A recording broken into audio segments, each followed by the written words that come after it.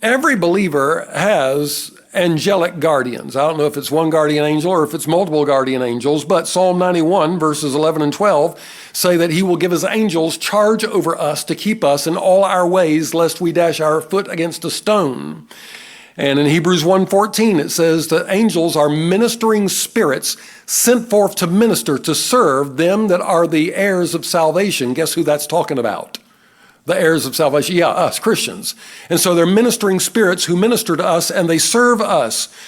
And it appears that nations also have great angels that battle against great infernal forces on the behalf of nations. Just like you have angels at the bottom of the hierarchy that are in charge of individuals, you have angels that are in charge of entire nations. Now, I'm not making this up. Stick something here in Revelation chapter 12, and I'll show you this.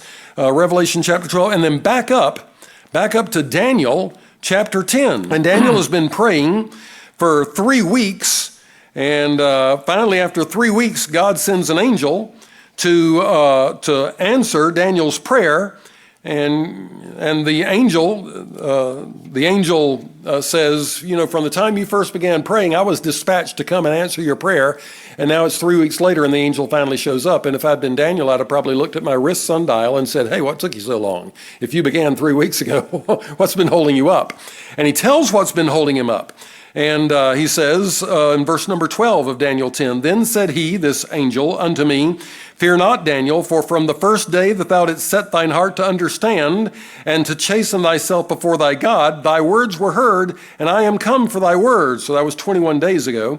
But the prince, now notice this, verse 13, but the prince of the kingdom of Persia withstood me 21 days. Now hold on. Do you think a mortal prince could stand against an angelic warrior for 21 days? No. The prince of Persia is not talking about a mortal prince of Persia. He says the prince of Persia, and then he continues in verse 13, but lo, Michael, one of the chief princes, came to help me. Now, is this Michael a mortal man, or is he, no, I already see y'all shaking your heads. No, he is the great Prince Michael, an archangel that is in charge of the nation of Israel. He calls him one of the chief princes. That means he's an archangel, and a chief angel. Came to help me, and I remained there with the kings of Persia, with the demons that were fighting on behalf of Persia. And go down to the end of the chapter. Look how this ends in verses 20 and 21. Then said he, this angelic being, knowest thou wherefore I come unto thee? And now will I return to fight with the prince of Persia. And when I am gone forth, lo, the prince of Grecia shall come. But I will show thee that which is noted in the scripture of truth, and there is none that holdeth with me in these things, but Michael, your prince. Now, when he calls Michael your prince, what nationality is Daniel? Jewish, right. And did you see the joke in the bulletin this morning? What nationality is Santa Claus? Yeah. And so what nationality is Santa Claus? North Polish, right. but so Daniel is Jewish, and this is Michael, the prince, your prince, Daniel. So he is Michael, the archangel in charge of the nation of Israel, for the protection of the nation of Israel. He fights for the nation of Israel. He defends the nation of Israel. And so this angel that was sent to Daniel comes to bring a message to Daniel. On his way, he is intercepted by a demon in charge of Persia.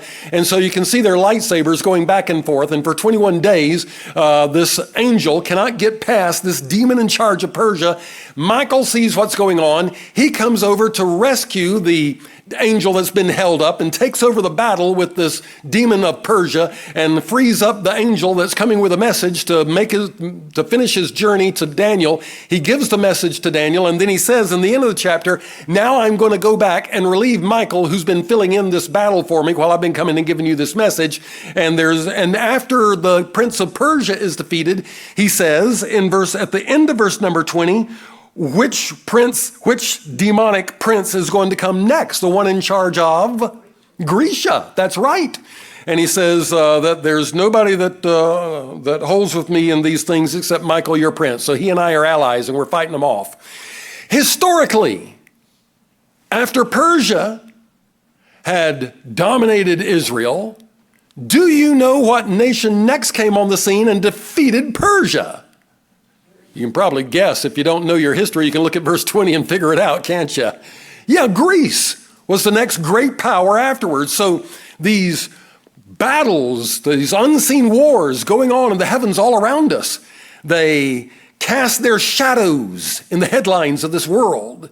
It's like the events that take place in a world we cannot see sends ripples throughout this world that we do see and affects the events down here on the earth below.